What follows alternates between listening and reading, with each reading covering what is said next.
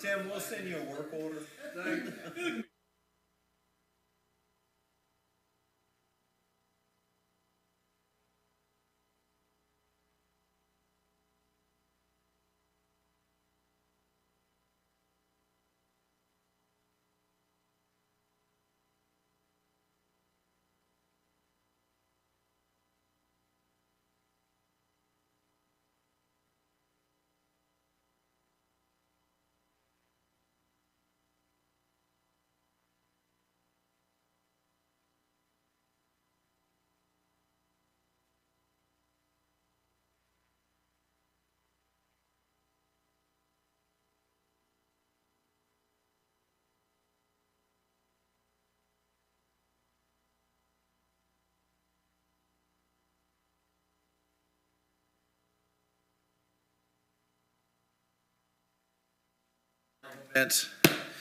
We're going to go ahead and call this impact fee workshop scheduled on December 5th to order at 7 p.m.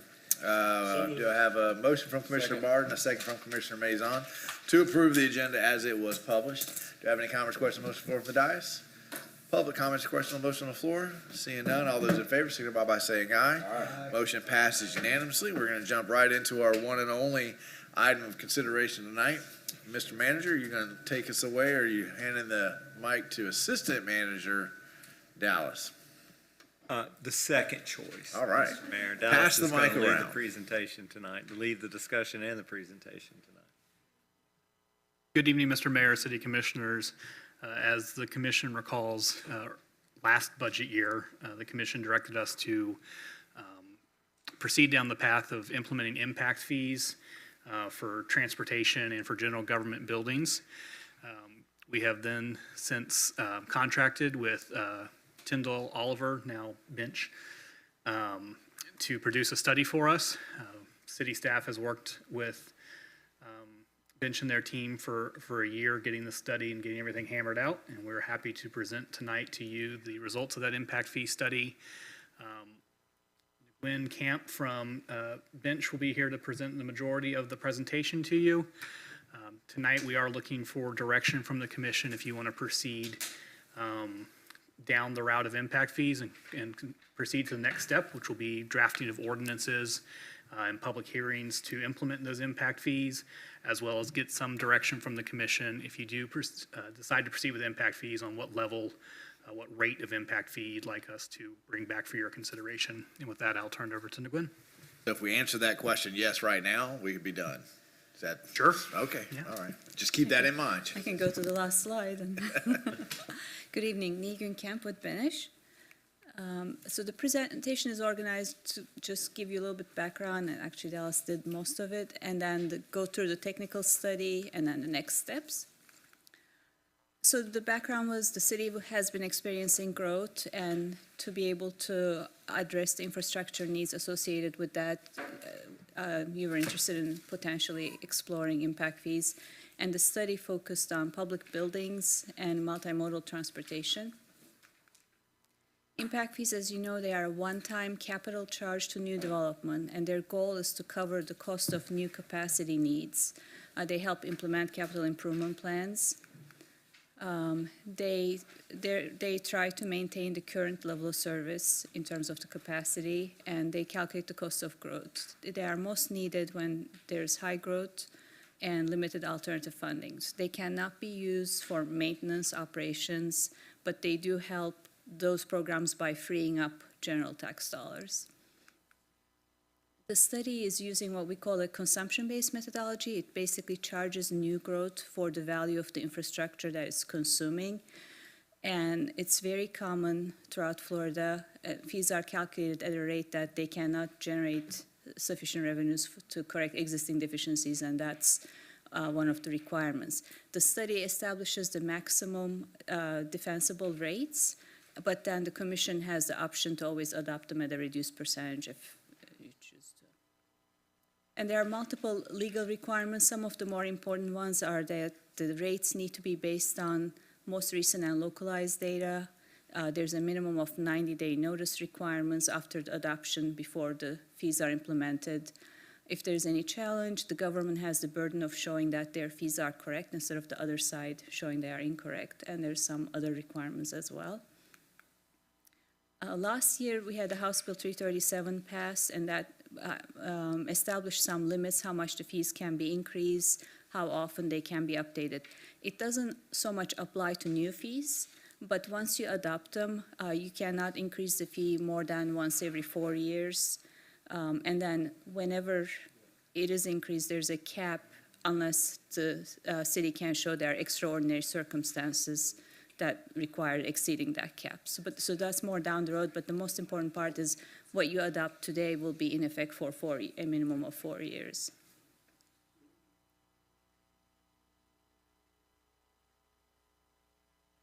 So at 12.5% per year, you're saying that after 4 years, you can increase it 50%? So after 4 years, say you update your study and study shows that a single-family fee should increase by 60%. They are saying you cannot go as high as 60%. It has to be 50, cap is 50, and it has to be over 4 years, or the word is 4 installments. So that's where the 12.5 came from. The basic impact fee formula looks at cost to add capacity. That's really the value of the infrastructure. And from that, we look at how the city is funding this infrastructure today. And if there are any taxes are being used, a portion will come from new development, and we subtract them, so we're not charging them twice. And then that net cost gets multiplied by demand, which is population for the government buildings and the travel for transportation. So in terms of the technical study, if we start with public buildings, there are several components that I'll go through. The inventory, the capital inventory, is general government buildings. We're also including the fire station here and fire assets. So it's altogether about 17,000 square feet and about almost 5 acres of land. In addition, there are vehicles associated with that. So the building costs and land value, we basically review anything the city purchased or has bids and estimates for. And then in terms of land, again, if there are any estimates by the city, and then we supplement that information, either data from other jurisdictions for similar type of facilities, or in the case of land, by looking at vacant land values or sales throughout the city from the property appraiser database. So just so we have a bigger sample. So with that, for buildings, we estimated $250 per square foot, and land was about $20,000 per acre. Again, in terms of level of service for public buildings, that's just square feet per resident, so it's about 2.2, 2.3 square feet, the current level of service. Using that assumes that you will continue to maintain that. So if the population doubled, you'd sort of double your square footage. Functional population looks at not just the permanent, but also people coming in and out throughout the day, the workers going in and out, as well as any visitors. So it looks at, and then it distributes that throughout the land uses so that we can look at density. You know, so much of your time is at home, so much is at work, so much is so on. Oh, so that's how you come up with that 7651? Yes. And repeat that, how do you get to that number? So we look at inflow and outflow of workers, like people coming in, people going out, and then if there's any visitors, seasonal population. Ours So is a this little less. This is basically saying you have more people leaving during the day Yeah, to yeah. go work somewhere else compared to your permanent population. So how do you calculate that? So we have data from IT trip generation book telling the trips by each land use. We have visitor data for each type of land use, the vehicle occupancy rates, and then we have employment data. So basically, we just look at there's so many visitors coming, so many trips, so many of them are employees, so many of them visitors. So that creates a coefficient, and we apply that to your employment data in the city to come up with the workers component. For the residents, again, we look at, there's so many people who are working, So they are likely to be home so many hours. There's so many students, they are likely to be home at X number of hours. And then you have retirees or people not working, they are home more. So that determines what portion overall of the, like the people staying at home. So it's a combination of, like how many people are staying all day here, how many are going out and coming back, and how many of them coming from outside and about spending maybe 9-10 hours before work. And you have a very detailed explanation in the report if you like numbers. Okay. Yeah, I mean, I'm curious. That's all. Yeah. Okay, thanks. Ordinance that's on, in Appendix A, A4 of the report. Print you a copy if you'd like.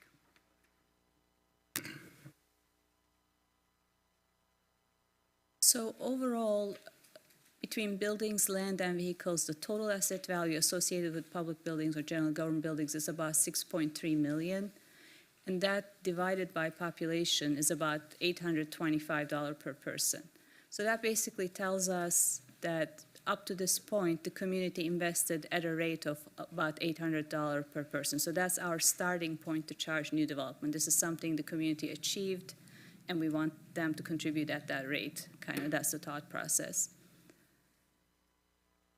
So in addition to that, we look at any other funding sources going. When we looked at it, there were no expansions to any of the government building assets. So just to give you a little bit flexibility, we still calculated a 10% credit. On average, what we see is about 20%. But since you had no past expenditures that were capacity from taxes, and then there was nothing immediately programmed for the next 5 years, there's really no credit per se. Basically, it looks like you would use impact fees for any capacity project. But just in case you have other revenue sources here and there, not to put you legally in a bound, we just gave a 10% credit. So if suddenly you start using other revenue sources, that should be revised from a legal perspective. Like suddenly say that you start using part of the sales tax for this new city hall or something, we should just take a look at it to make sure that you are not, overcharging. So with that 10%, it ends up being net cost is about $742, and that multiplied by that functional resident per unit gives us the full fee. So these are some example land uses. The full fee schedule has about 40 land uses. There are a lot of non-residential categories. These are just a few more common land uses as examples. So for the residential, the rate would range anywhere from almost $1,100 to $1,500, depending on the size.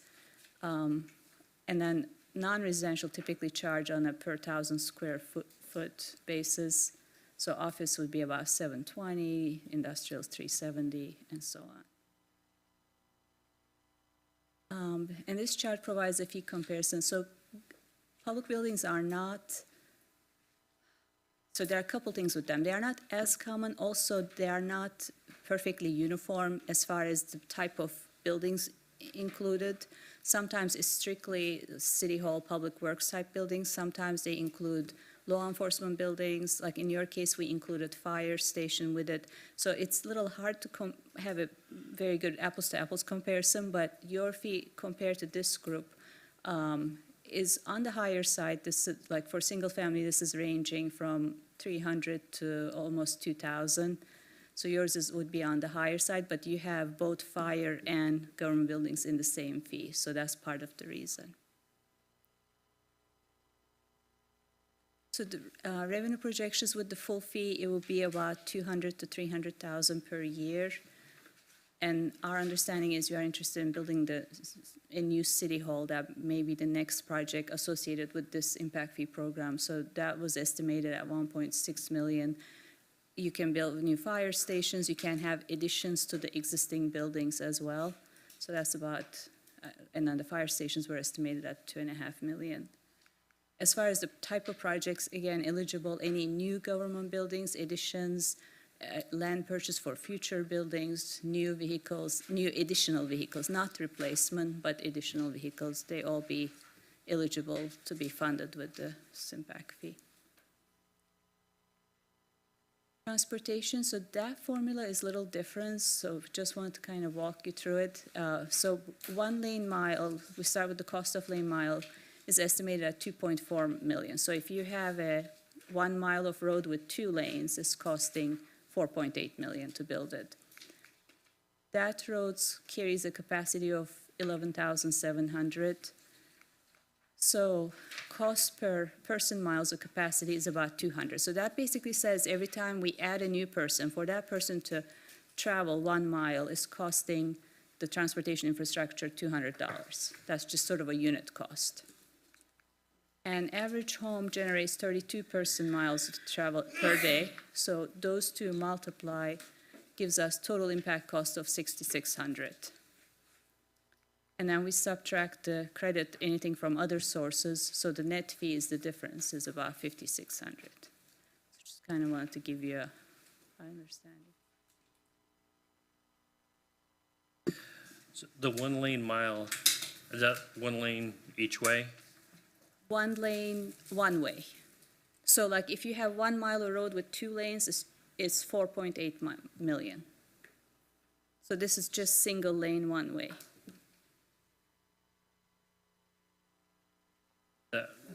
We kind of have been having discussions about paving projects and things like that, that it's about $1 million a mile. This, what you're saying, is almost 5 times that. 2.4 million with, so this is construction, right-of-way, design, inspection, all costs. And also, it's a combination of city, county, state roads, so their cost. I'm gonna show you the differences, but. The issue that you guys are talking about is also the reason why this got postponed for a few months, so we could figure that out. So we've been hammering that number down. The numbers that we usually talk about are just road, right? It's not curb, gutter, sidewalk, right? It's not all the things that we're trying to get to. So that might be part of the discrepancy, but I think we'll also probably get into a little Mr. bit Mayor, more later. To your point, that 2.4 is to the highest level of standard that road, not the highest, but a high level of standard that the city doesn't typically build roads to, because we lack funding to build roads to those standards. But like the mayor said, it includes drainage, gutter, sidewalks, bicycle paths, all those things that we don't typically add. It also includes the full cost of acquisition of the land, the engineering. Appreciate the clarifications. It sounds like what most of this is Craftsman cost estimator or Marshall and Swift. These numbers are good numbers. I mean, everything I was looking at this, I just that's where most of these numbers come from, and it's published every 6 months. Well, and I would say that those are the roads our residents want us to build. And we always get into the situation of, well, it's what we want and what we can afford, so we can afford the basic. But I get questions a lot about comparing us to other places that have sidewalks on both sides or curb and gutter. They're just a little bit nicer. And as we always say to residents, we'll build the nicest road that you're willing to pay for. But finding that balance of what people are willing to pay for. So I think in the impact, in this conversation, it's entirely appropriate for us to be talking about what have we heard our residents, what do they want us to build? And also we'll get there, but the city cost estimates came from your consultants. So that's kind of like people who are familiar with, I think, what you are building, but I'll show you that in a minute. So on the demand side, basically we have trip generation, like how many trips each land use make every day, and how long those trips are, and then what portion of them are new trips versus passing by somewhere. So like if you are going from home to office and stop at the gas station on the way, we don't charge that gas station for that trip because you were not generating a new trip for them, that kind of thing. And the data sources is Institute of Transportation Engineers have trip generation data. That's, I think, your engineering would use that too. And then we have Florida studies, there are actual studies done on sites that has all three variables. And then we have the travel demand model that's used as a calibrating. So cost component, under just the construction component, again, what was without the right-of-way and all that, it was estimated about $900,000 per lane mile for city roads. So if it's 2 lanes, it's 1.8 million. And that really came from your consulting firm with open drainage. And then we talked to Alachua County Public Works for their bids and their estimates, so that's where it came. That's, again, to fulfill all the local data requirements for the impact fees. Compared to what we normally see, these costs are much lower. So, but that's your bids, so I mean, there's no reason to debate that. And then any state projects would be from the state database. Mike, when were we getting these bids? Because with inflation, I mean, I'm not questioning the numbers, but whatever we decide now, we're locked into for 4 years. So it's. Mr. Mayor, and Dallas and Jamie may chime in and correct me.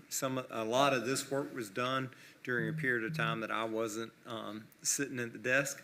But what I believe is that the majority of road construction cost data that our consultants have access to are related with roadways in new developments that are constructed by developers and then conveyed to the city. We get the certified cost forms, but because we're not doing the design and construction and trying to figure out the financing, we're not necessarily tuned into that, but our consulting engineers are intimately tuned in to that.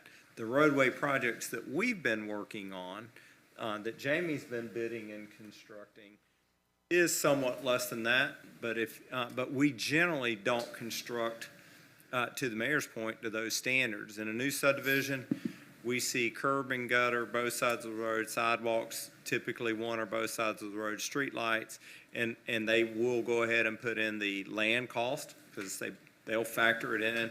They'll factor in the street lighting and those sorts of things.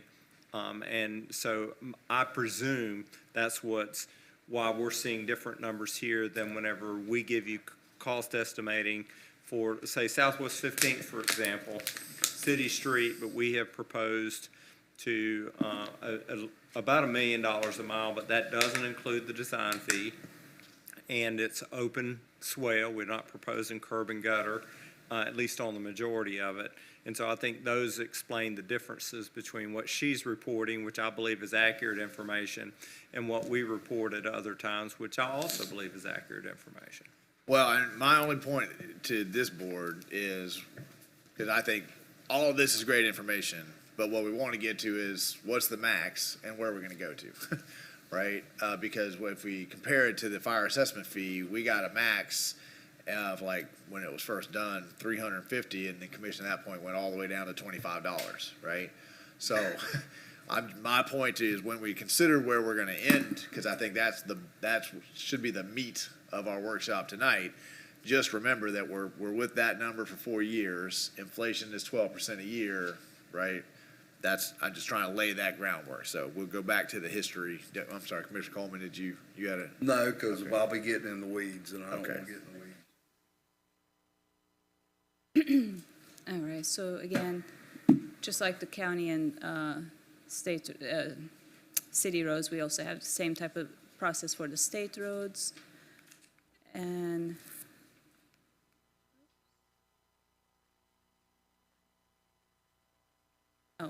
and this is kind of, to your point, showing the change in transportation costs over time.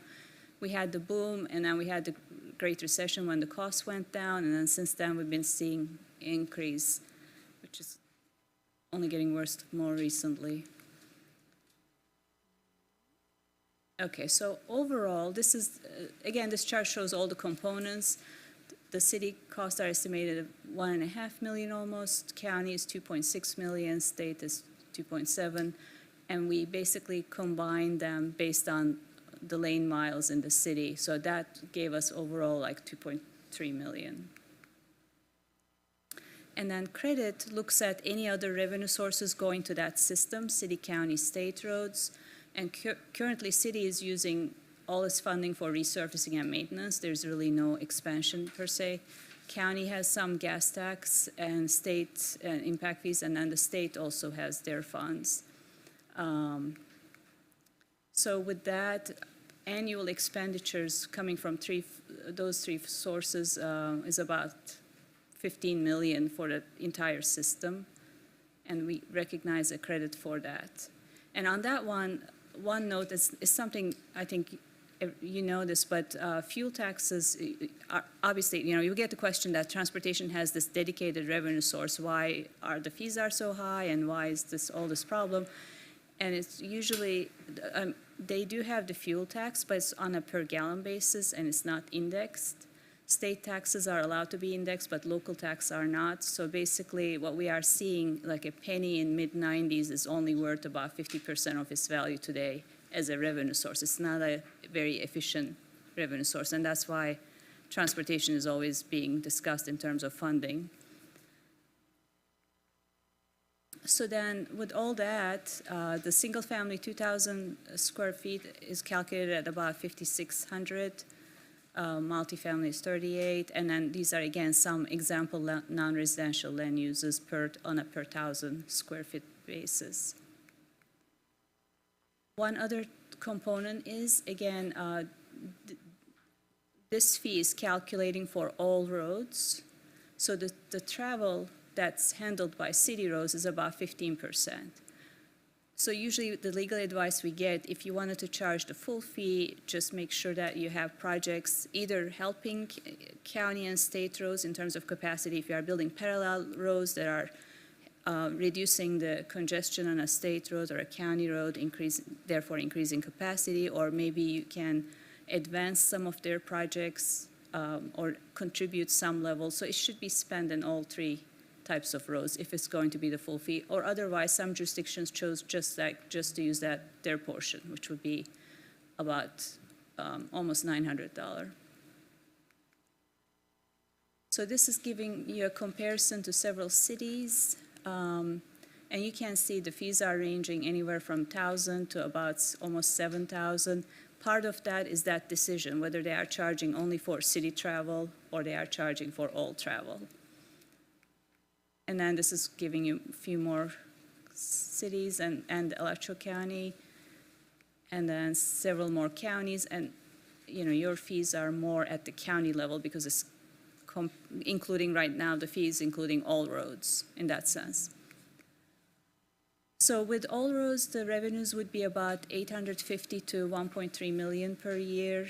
If it's the city roads only, it'd be more like 40 to 60,000 per year. And there were some projects mentioned, the Southwest 15 extension, Seaboard Drive, and so on. So with that, in terms of next steps, I'm here to answer any questions. And as Dallas explained, the staff is looking for your direction. And then we can move forward with the implementation process. Okay. Do we have a slide that has just the numbers in each category that we could put up at a breakdown, like public works or public facilities, so we can just look at those? Or I know we've got them on different slides here. Do we have one slide that just has that? Okay. While they're creating that, so we can just put it up for people, Commissioner Clark. So on the transportation, on the revenue projections, when we say all roads or just the city roads, what are we basing that off of? Where's the revenue coming from for the all roads? If the rate is $5,000 per home, that's the revenue that the city would generate. When we do only city roads, the rate ends up being more like $900, and that's the reduced revenue. Oh. Sorry, I just trying to get back to that slide, but.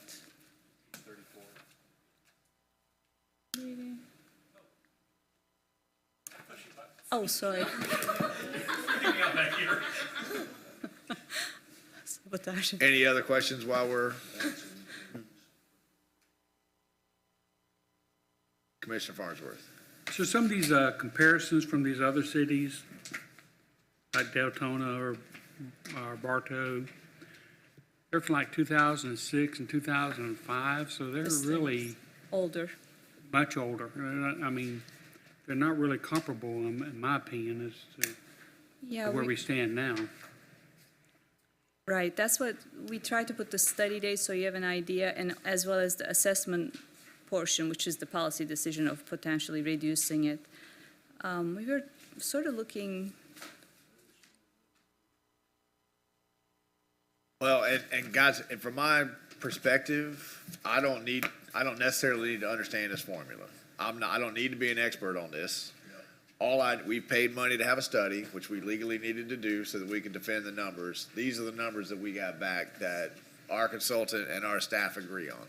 The only real question we have to decide here tonight is, do we want impact fees? And in these defensible numbers, whether we understand, and so in that framework, the comparisons are just sort of for background information. These are the numbers that we've got. These are the numbers that we can defend in a courtroom. These are the numbers that we can go to. The question here tonight is, do we want impact fees? And if we do, in each category, where do you want to go to? Do you want to go to 100% of what we can defend? Do you want to go to 90% of what we can defend? That's kind of, I know that we got a board that really likes to understand formulas and those kinds of stuff, but from our 20,000 foot level, we don't need to understand that, right? We just need to know that is an expert that understands that and has explained to our staff that we can defend it. Where are we at? I think let's do first question first. We still interested in impact fees? Just head nod. All right. Yep. So there's 3 right there. Okay. So let's move on to the second question, right? In each category, what are we thinking? Do we want to try to isolate a number? Do we want to try to isolate a percentage of that number? Because all I'm hoping for tonight is to give staff direction, go write up an ordinance under that direction. These are the numbers that we want. Remember, because we got a 1 on that. Impact fees are new people coming in, doesn't affect the folks that are here, and the folks that are here, I'm hearing asking us to do this because we are having to do a lot of infrastructure things that new folks are really the cause of, right? So Commissioner Clark, you want to take a shot at talking the rest of the guys out of impact fees? No, Okay. I want a shot at saying what I need to say. So the impact fee study we did is my assumption that when we started this, it was for a multitude of things, but in here, it looks like there's a little bit of roads, but the majority of this looks like for our fire station and city hall. From what I see in here, a lot of your stuff is commented on city hall, $6 million, $2.5 million for fire department. I ain't against it, but what I'm saying too is, where's the building official to say how many homes we're building a year to know what we're really going to get? Or is this based on other than buildings? It's the impact fee is when we build a new house, correct? so the impact fee calculations is based on your current inventory and the value of it. Is that the question? Sorry, No, I just want to the make sure. question is, I mean, there's a lot of the way, in other words, like the mayor said, we got here based on a lot of different models, population, roads, and different things. But when we set price for an impact fee, it's going to be based on a new resident coming to town, Correct. okay? That's a new home. It will be charged to new homes, right? So now, how many homes are we building a year versus what we're going through right now? Hang on 1 second, because I think you're mixing 2 things up, right? And because you want to know, you're talking about how much revenue we're getting. That's a good question. Yes. But that's the question when we go to take out debt, right? Right How do we know now, we're going to pay for the debt, Mr. Mayor? That's what I'm asking. well, but that's not what's on the agenda tonight. The agenda tonight is the impact fee. Now, what you're talking about is, well, I need to know how many houses, how much revenue that's going to generate. Correct. I think that's a separate question, right? We're not taking out debt tonight. So tonight is that a fair number to charge a new person on the roads on Okay, I their got fair it. share, right? When we go, if we have to go take out debt, and they're saying, well, those impact fees are gonna generate 300,000, that's where your question comes in. Wait a minute, where's the building official that's gonna tell me how many so that I know that? But that's a different, so right now, we're just talking about So for we're that just trying to house. get this through tonight. Right. No, not get it through tonight, because we have to put it into an ordinance. Yeah. So we just need to know what you guys decide on the amount of the impact fee. Now that will carry over to the next conversation of, okay, how did you come up with the $300,000 a year in impact Exactly. fees? But that's a debt side question if we have to go take out debt. That's not a question about should we have impact fees or how much should the impact fee be. I mean, the only thing that blends into that tonight is do you go to 100% of what we can legally defend, right? So in that situation, if that's gonna be how you vote on what you tell staff, and you say, well, we need $6 million to do all the infrastructure things. And if we voted 100% based on 100 houses a year, we think it would be X. But again, I think that kind of blends. I think the question another all conversation. tonight should be is, do we want impact fees?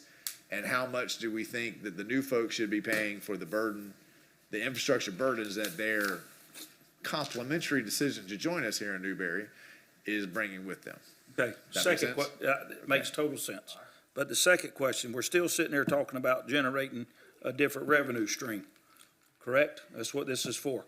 What about, is this money also gonna be part of our impact fees is going toward our sewer plant?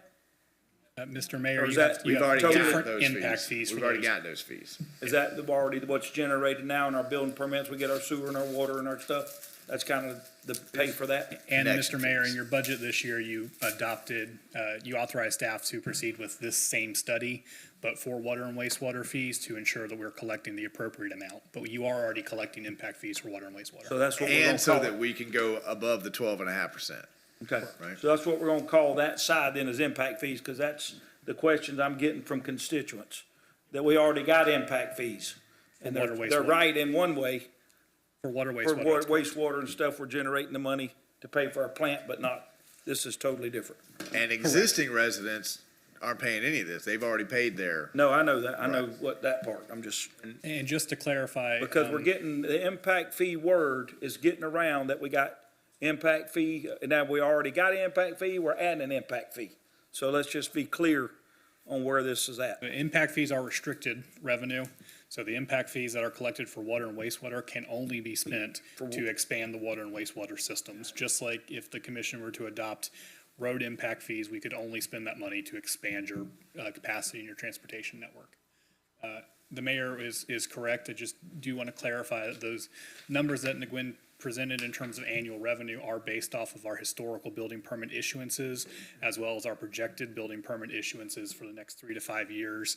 As you know, through our wastewater plant expansion, we're doing a lot of projections as to what kind of residential growth we're going to be seeing, and we use those numbers to come up with those projections. okay.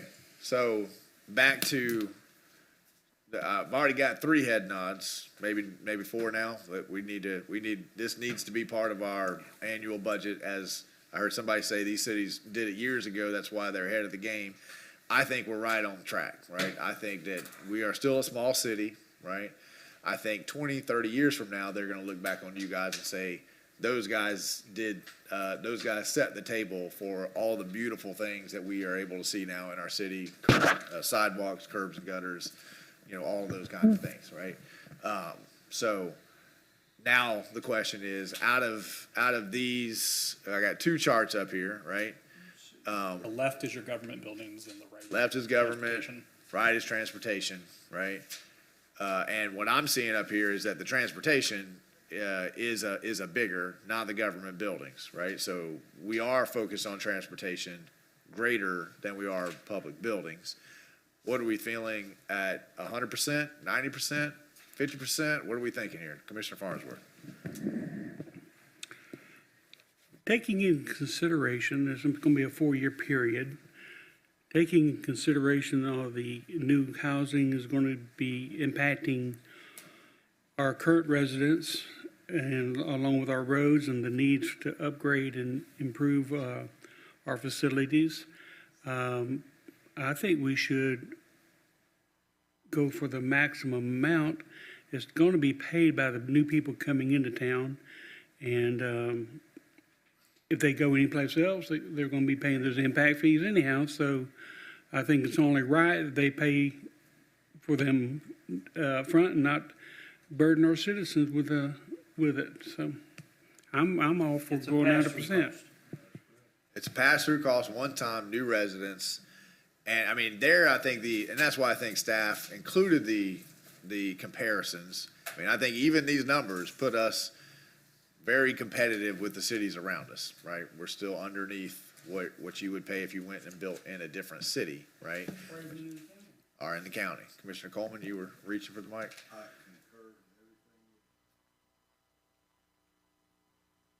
Okay, Commissioner Martin? Dallas, if our new residents build a home, they pay permit fees on the home.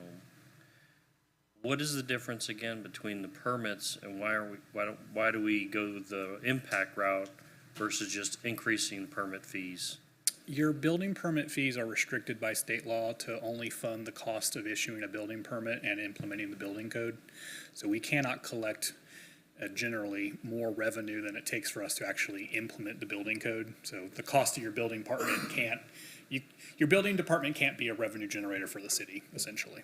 Right. Okay, gotcha, thank you. Remember that we've been looking at our building department and trying to figure out, making sure that our permits and those costs are in line with what it costs us to send that guy out there to inspect, right? To have the staff to file the paperwork and all those kinds of things.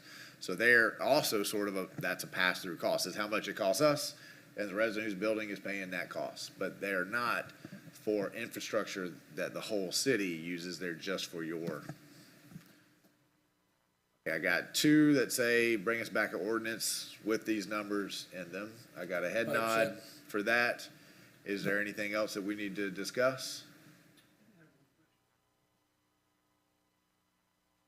Will the money be able to be used on existing roads to improve them? I think that's a complicated answer. Go ahead. You can use the money on existing roads if you're increasing the capacity of that road.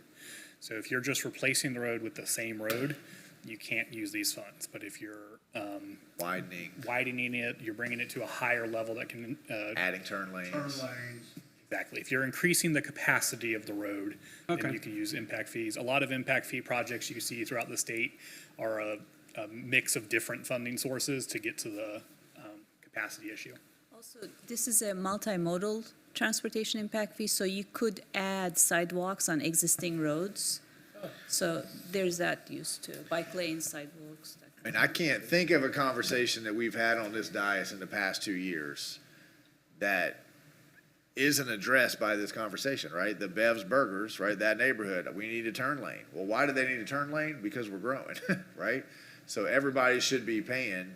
There's no reason why existing city residents should pay for a turn lane that is needed because we're growing. The people that are causing the growth should pay for that turn lane, right? Why do we have so many conversations and we hear all the time, where's the money coming from? Well, it's not, in my mind, it's not necessarily fair to ask the existing residents who were fine with the dirt road to pay for that dirt road to be made a paved road because now there's 1,000 more people and those 1,000 more people don't want to drive on a dirt road, right? So the 1,000 new people should pay to make the road a paved road, not a dirt road, right?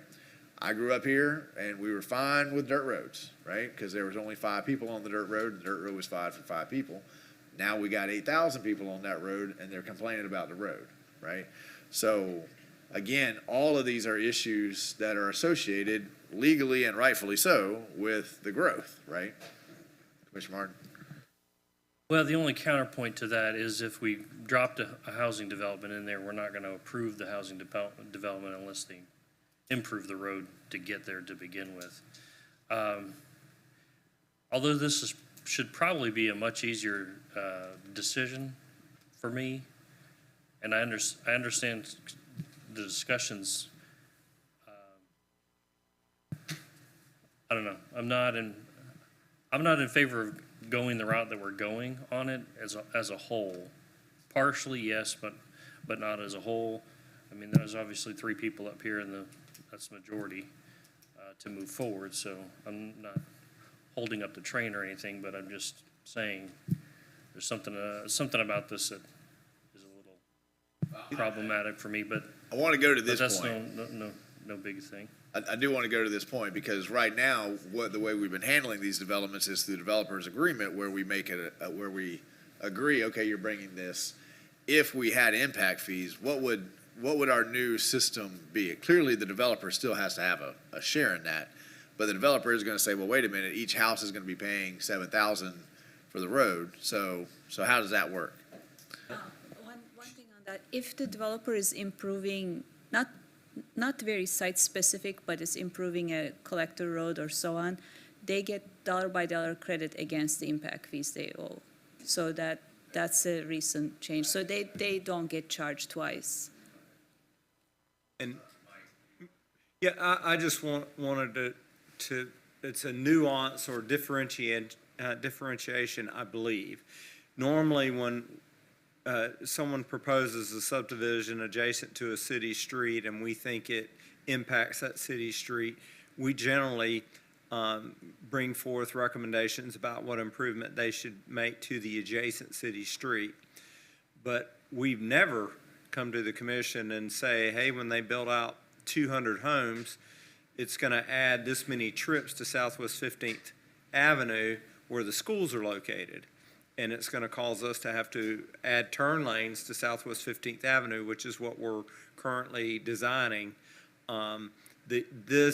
When we go to build Southwest 15th Avenue, we would take revenue out of this so that the person that moved into Avalon Woods that paid the impact that they're going to impart on 15th when they take their kids to school every day. That's one way to look at it. I'm not trying to persuade it one way or the other, but that definitely addresses a need that we have in a community when you have Southwest 15th, which is driven by everybody, but it's not adjacent to most of the subdivisions that are being constructed. Mr. Mayor, if I may. And I'm not by any means trying to persuade it one way or the other necessarily either, but just to the point of the full projection, if I understand this correctly, we need to keep in mind moving forward that the projects that we are endeavoring address all three capacities. So we can't charge full freight and just work on a city road that doesn't benefit an adjacent county road or an adjacent state road. So the Seaboard Avenue Drive, easy argument that helps a city road, but easy argument helps Newberry Road and the capacity there. No problem there. But just, we got to keep that in mind together moving forward, or for whoever else is sitting up here next go around. Yeah, my question is, an existing building and a new business comes in, would that new business in an already existing building be hit with impact fees? No. The impact fees are tied to the structures, Okay. not so much the operator. So if there's an existing building and that building itself expands, say it's an office and they added another 10,000 square feet, that additional 10,000 would pay. If you tear down a house and build the same exact size, you don't pay anything, it's already vested. But if you build a bigger house, maybe just that differential. Okay. That's where the credits Right. Thank you, Commissioner Coleman. Any more? Commissioner Farnsworth? Mr. Mayor, recently we had discussed and approved the building of the new coffee shop there on 26. And one of the questions I had was them improving that road going into that subdivision, whatever it is, Cedar Ridge or whatever one it is. And you say, no, we've never asked a business to improve a road that's already existing. So we could use these fees to actually improve that road, couldn't we?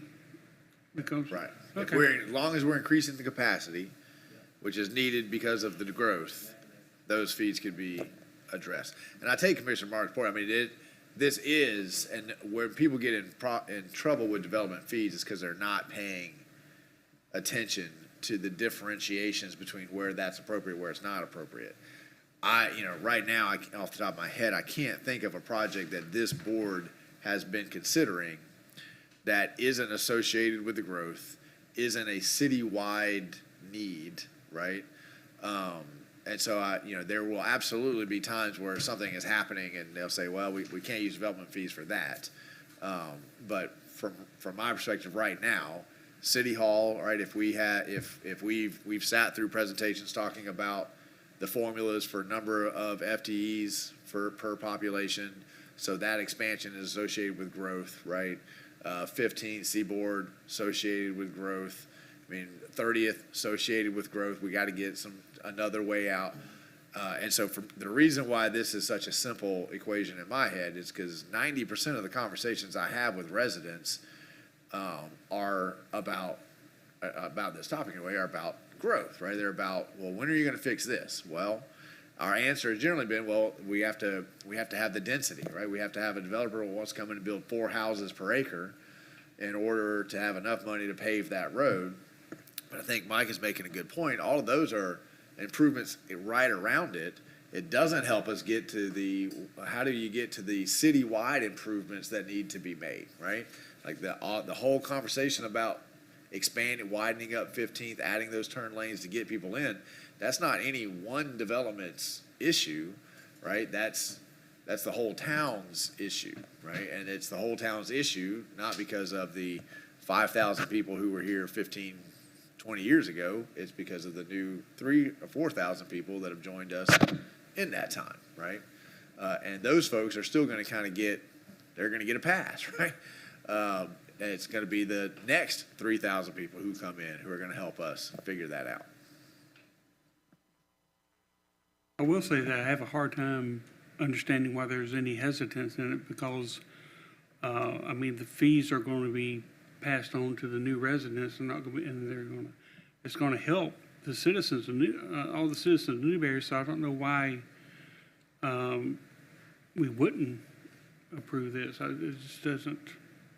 I don't know if there's what the reason would be. And those new residents are going to experience the benefit, right? When they go drop their kid off at the elementary school and there's a nice long turn lane that they can get in, right? So it's not like, I'm not picking on this, but I hear often people say, well, you're passing that off. Well, no, you're paying for the services that you're asking for, right? Everybody wants to be able to get into Oakview Middle School. Everybody wants to be able to get into the elementary school. Everybody would love to be able to go south and get on 30th and get down 30th, right?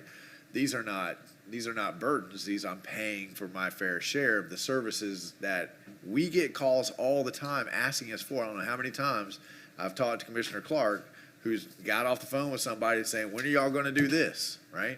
Well, and Commissioner Clark is usually the first one that says, well, show me where the money's coming from. Well, here's the revenue. This is where the money would come from that would allow us to do all the things that everybody up here believes need to happen in order to keep our quality of life at a pace, right? So, I'm kind of where your head's at, Commissioner Farnsworth. This to me seems the right time, the right moment, and these numbers seem reasonable to me when I look around and I think about what we need in order to keep that quality of life. This puts the burden exactly where it should be, not on the existing residents, but on the folks coming in. Commissioner Clark. So, Mr. Mayor, I heard Commissioner Farnsworth speaking on 100%. So what we see here in the numbers are exactly what we're asking for tonight? Are we able to negotiate this down, that we want to talk about this? That's what I've been trying to get us to. Or are we just passing this Right. tonight? Because I'm just asking the question. Right. Is when we said 100%, according to your speech, is this what we're looking at, the calculated Yes, 100. PIF, that's what you're proposing These are the, from, so the study, right. So on the left, you have the government buildings at 100% calculated rate. So that's basically says the data we have can support these numbers. And we are not really making a recommendation, it's a community decision, but we are just saying from a technical perspective, these are the numbers we are comfortable with, we can explain, we can defend.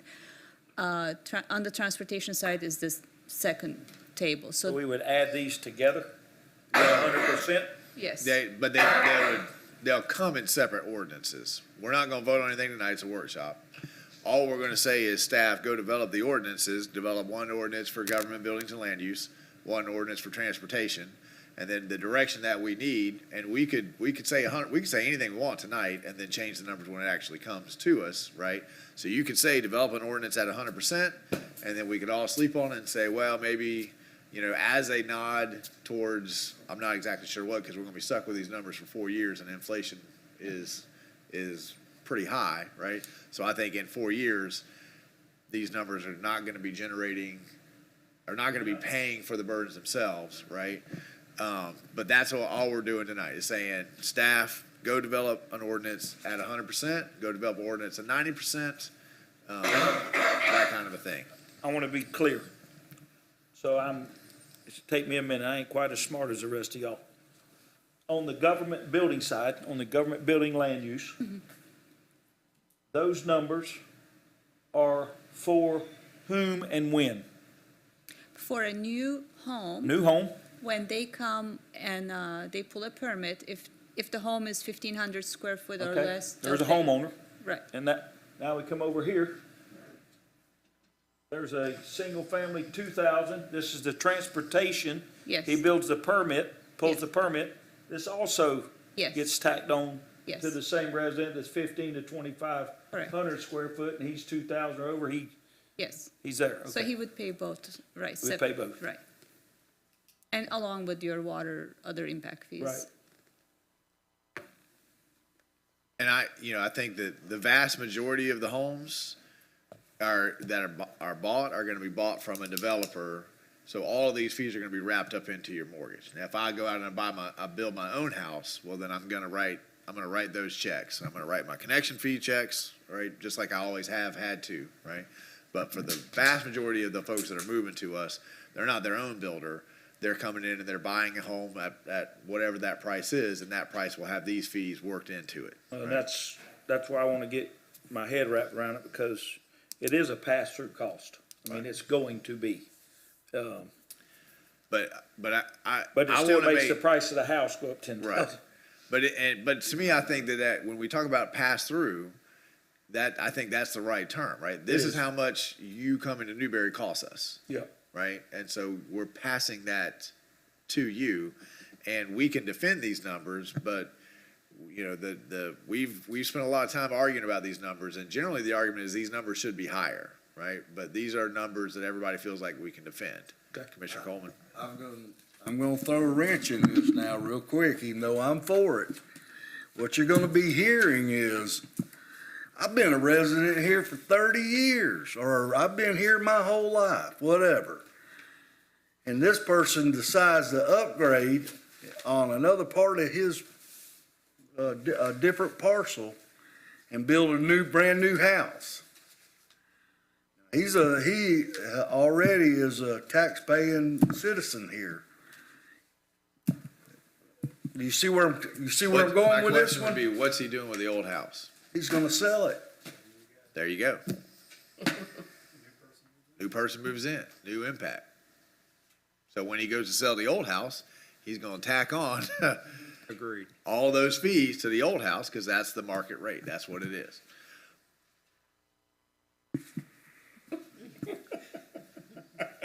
I mean, to me, that's pretty simple math, right? It's very simple. Yeah. It's very simple, but the problem is the mentality is that the citizens of Newberry are living here, and that now I own this land over here and off 337, I'm gonna build over there my newer house. And now they're gonna have to pay it. I know it, the mentality is they're not impacting, they've already been here. I mean, I can hear I'm that throwing this same argument out right, I can hear the same argument, and I would say exactly what I said to you to that resident, right?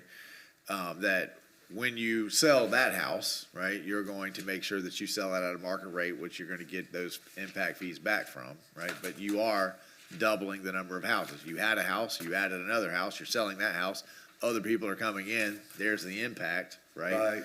What if in this hypothetical situation, what if someone comes to us and they say, well, I'm building a new house, but I'm tearing the old one down? Impact is zero, I don't have to pay the impact fees?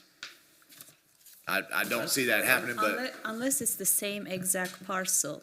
They tear it down and build a new home. And say they build a larger home. They had a 1,500 square foot, now they have 25. they would only pay the difference, so it's about $150. They would only pay the difference on the same parcel, but it can't Okay. be on the other end building of it over the. there. Yeah, no. Right.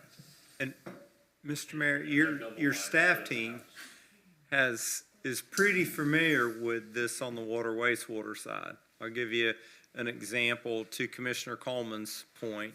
If you move from one home in Newberry Oaks to another home that is connected to our water and wastewater system, even though you paid an impact fee on the first home, you don't get grandfathered in because the second house does create a new water and wastewater impact. And, but it's really the family that moves into the community that moves into your old home. So it's comparable if you, in Newberry, if you upgrade your home or your business and you need a larger meter, than what you paid your impact fee for, when you first built Right. your house, we charge you the difference. Right. You know, if you go from a 1-inch meter to a 1.5-inch meter, we calculate the difference in that impact fee and we charge it to you when you upgrade. Very similar is gonna work with these fees as well. If you cross the threshold, if you expand your house and cross the threshold, then you'll pay the difference to the next step of impact fee.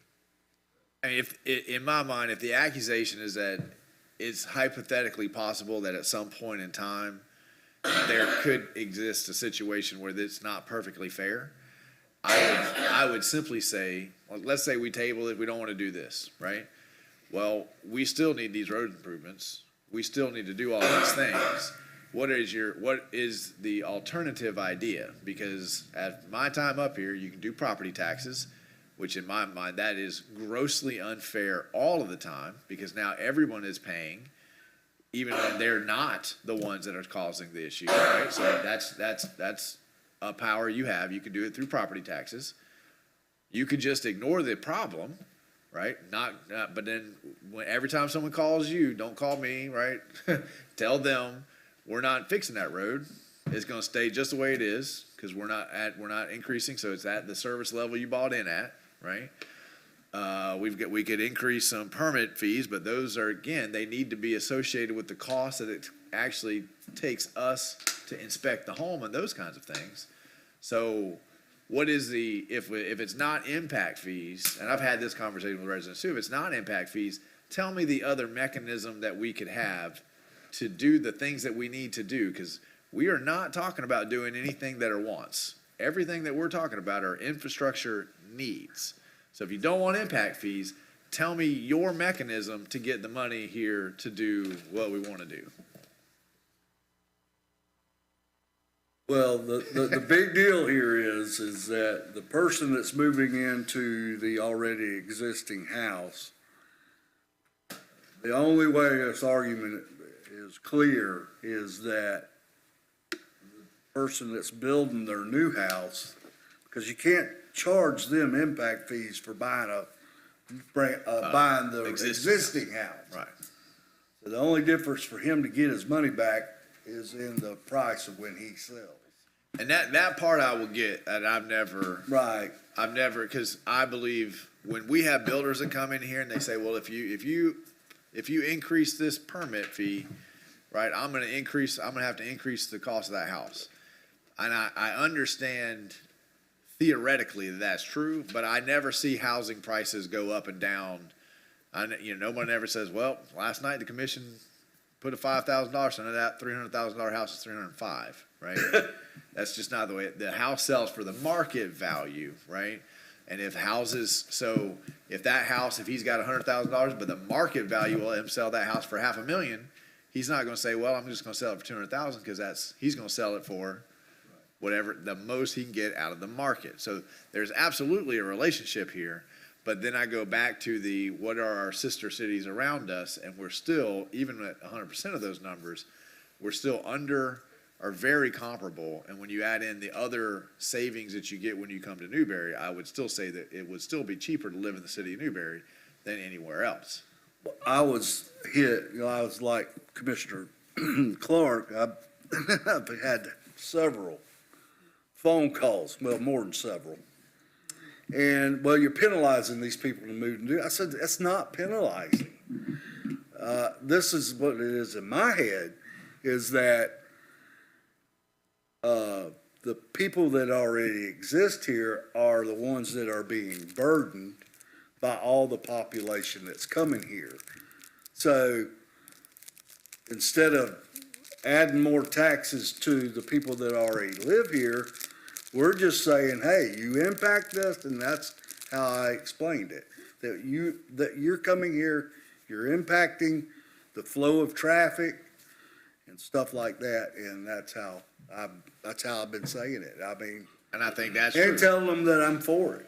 And I will tell you that the vast majority of calls that I've got from folks who've lived here, they are in support of this. They want us to go 100%, right? I've had some calls from developers that are against it, right? But the old Newberry, the folks that have been here a while, I mean, their question is more like, what's taking y'all so long? Y'all have to stem the flood, right? So I have, my interaction with the community has been almost 100% positive in favor of this, because the people who live here are the ones that are right now dealing with the congestion, dealing with the problems, right? And they keep asking us when we're gonna fix it, you know, and you can only tell them, well, when a developer comes in, we'll partner and, you know, we'll fix it for so long, right? Because they don't wanna pay any more taxes, they don't want, and I can understand But it. only around that development, it's not the rest of the road, Not the rest of the road. which is a great point. Commissioner Farnsworth or Commissioner Farnsworth? Yeah. I think that really the only people that would be against it would be developers. I don't see why any citizen would be against it, anybody living here in Newberry. And I can understand why a developer would be against it. If I had a business, I'd want to cut the cost as much as I can anyhow, but we can't be cutting the costs to benefit the developer. We need to be adding the cost to benefit the citizens of Newberry.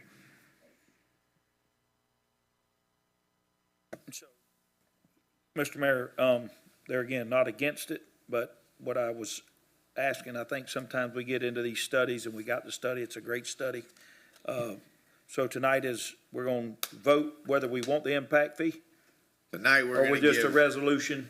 tonight, we're gonna give a head nod and direction to staff. We're just- gonna say, Brent, go draft an ordinance Draft ordinance? at Good. 100%. And then when they are at 90%, right? Then that's what they're gonna come back for at a regularly scheduled meeting where it's on an agenda that we could vote. And then at that meeting, we could have the same conversation again. We could say, guys, you know, I've thought about it. I don't think we should go 100. We should go 90. That's we can my figure- point exactly. Right. Where are we gonna set the fees and then where we're gonna discuss that? Okay. So, but they need to know what to put in the ordinance to at least start the conversation. So that's what's on tonight, right? So what I'm hearing tonight is definitely bring an ordinance. I've got 3 that are at 100, right? That want those numbers to be the numbers, right? And then we can continue the conversation when we have the ordinance. Any other questions for staff? Staff have any questions? Need any other feedback? Mr. Mayor, I'll just say that the ordinances to implement these are complicated.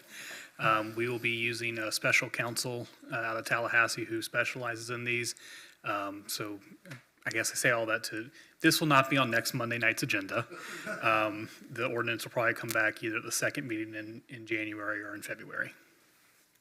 And I want to reiterate back to Monty's point, right? Because I've had this conversation so many times with developers, and developers do not reduce the cost of their house when we take costs away, right? They sell the house at the market value that they can get for the house.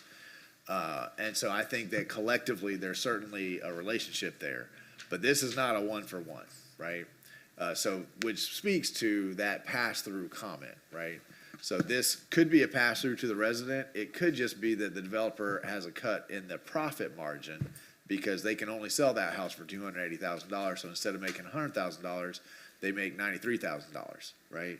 So that's, in my view, that's the most honest way to frame this, right? Is that it could be a pass-through, but it's also about what the market will allow here. What I don't think that that's this board's issue. I think that this board's issue is what is the level of service our residents want? And what's the fairest way to get them that level of service?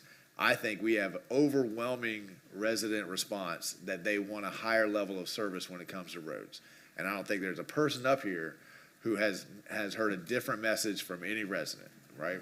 Our residents want better roads, they want more roads, they want turn lanes, they want those kinds of things. So the conversation should be solely 100% focused on what's the fairest way to get to that. And again, I'll reiterate the question. If you have a different idea about the fairest way to generate the revenue to get our residents the level of service they want, bring it to the table. But I can't think of one, and I'm not hearing one here tonight, right? And if you come at me with property taxes, and I'm gonna say, well, that's the most unfair way to go about this, right?